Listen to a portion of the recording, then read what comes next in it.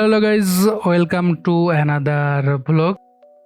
তো আজকে আমি মিশকাত আর এথিন মিলে ডিসিশন নেই যে আজকে আমরা ইলিশ খিচুড়ি খাবো। এজন্য প্রথমে আমরা তিনজন চলে যাই মাছ বাজার, সেখানে ইলিশ কেনার জন্য। এখানে আমরা প্রথমে ঘুরে ঘুরে ইলিশ দেখি এবং এক দোকানে ডিসিশন নেই যে এই দোকান থেকে আমরা ইলিশ কিনবো। তো আমরা অলমোস্ট প্রায় 1 কেজির মতো ইলিশ নেই, তিনজনে 2টা মাছ মিলে 1 কেজি হয়। এরপর আমরা ইলিশগুলো কাটতে দেই।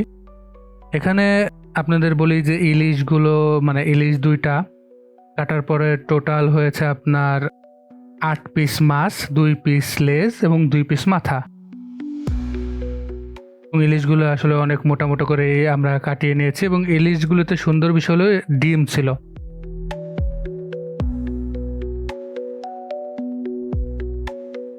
তো এখানে আমাদের মাছগুলো অনেক সুন্দর করে কেটে দিচ্ছে।